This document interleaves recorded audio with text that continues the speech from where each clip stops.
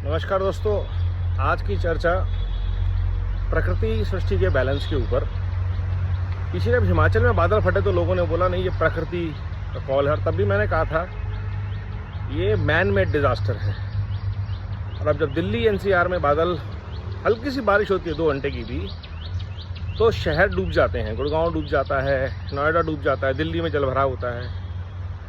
तो ये नेचर की प्रॉब्लम नहीं है, ये मैन मेड डिज़ास्टर है, जिसके लिए अनप्लैंड कंस्ट्रक्शन, ग्रीड और उस सबसे ज़्यादा हमारी जो करप्शन है वो रिस्पॉन्सिबल है। अरावली को डिस्ट्रॉय करके, चाहे फरीदाबाद, चाहे गुड़गांव, चाहे दिल्ली, जहाँ भी कंस्ट्रक्शन हुआ है वो बहुत बड़ी बर्बादी का कारण है।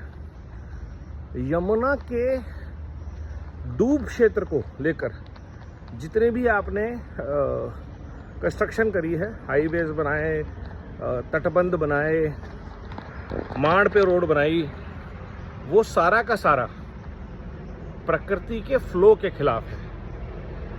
तो इंसान भूल जाता है, हम शायद भूल गए हैं कि जहाँ हम खड़े हैं वहाँ का भी अरावली थी, वहाँ का भी यमुना का लैंड था। बट नेचर कभी नहीं भूलती, सृष्टि कभी अपना रास्ता नहीं भूलती। जंगल हमेशा अपने आप को क्लेम करेगा, और ये बड़ी बड़ी आप माया सभ्यता से लेकर के इजिप्ट तक कहीं भी देख लेंगे, नेचर अपने आप को कुछ सालों के बाद, कुछ 100 सालों के बाद क्लेम कर लेती है वापस। तो अगर आप नेचर के साथ बैलेंस में नहीं हैं भारत में 2 तरह के कंस्ट्रक्शन होती थी। पहली थी कंस्ट्रक्शन के लिए वास्तुकला, और फिर थी स्थापत्य कला। वास्तुकला जो थी वो थी सृष्टि के हिसाब से उस जगह का कंस्ट्रक्शन कैसा होना चाहिए, सूर्य की दिशा के हिसाब से, अग्नि की दिशा के हिसाब से, वायु की दिशा के हिसाब से, कि नेचर के साथ बैलेंस में वो जगह बन रही है नहीं बन रही। और उसके हिसाब से फिर जो शिल्पकार, स्थापत्यकार होते थे, आर्किटेक्ट होते थे, वो उस जगह को बनाते थे। तो जब बड़े बड़े शहर प्लान होते थे तो पूरे पूरे शहर की संरचना होती थी, तब वो शहर कई हज़ारों साल तक चलते थे। आज भी इसलिए हमें मोहनजोदाड़ो और हड़प्पा के अवशेष मिलते हैं। विजयनगर का साम्राज्य आज भी दिखता है।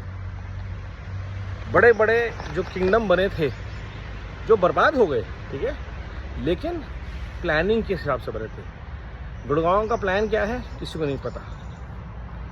बिल्डिंग बेचा, पहाड़ काटते जाओ, ज़मीन बेचते जाओ, बिल्डिंग बनाते जाओ।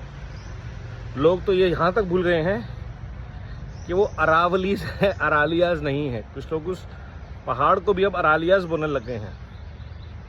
ये विडंबना है।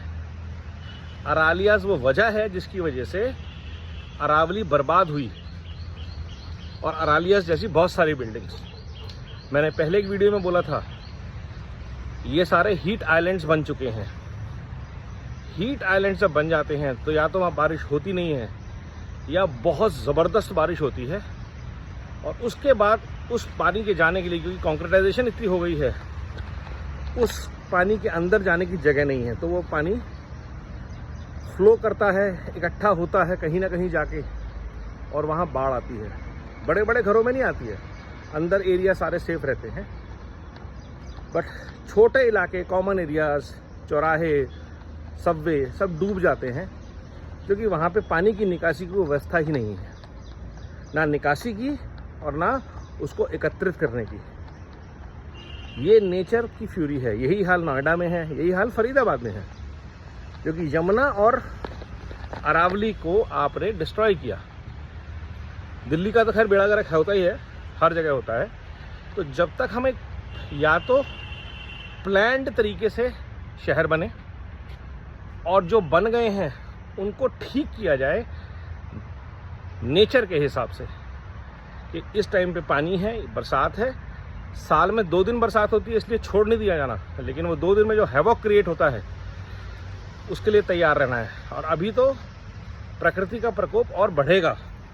आने वाले सालों में धूप और बढ़ेगी, तूफान और बढ़ेंगे, बारिश और बढ़ेगी, ठंड और बढ़ेगी, एक्सट्रीम कंडीशंस होंगी, क्योंकि हम एक्सट्रीम बिहेवियर कर रहे हैं नेचर के साथ। एसी हम जितने ज़्यादा चलाएंगे उतनी ज़्यादा हीट मैप्स, हीट आइलैंड्स बनेंगे। जितनी ज़्यादा गाड़ियाँ एसी में चलेंगी उतनी ज़्यादा हीट रिवर्स बनेगी। नदियों के ऊपर जब गाड़ियों के एसी का जाम रहेगा तो नदियाँ कहाँ से पानी को सोख करेंगी, इवेपोरेशन होगा ही नहीं। वो सारा पानी गाड़ियों के एसी पी लेते हैं, जिससे आपको ठंडक मिलती है। So we have become resource guzzlers, enemies of the nature, knowingly unknowingly. ये हमारी रियलिटी है। इसका बचाव सिर्फ इतना है कि आप सृष्टि सेवक बनिए। इस माइंडसेट से अपनी कंजम्पशन को मिनिमाइज कीजिए, वेस्टेज को रिड्यूस कीजिए और पेड़ लगा के पानी बचाते रहें। छोटे काम करने हैं लेकिन करने रोज़ हैं, क्योंकि गुनाह भी आप रोज़ कर रहे हैं। नमस्कार, जय हिंद।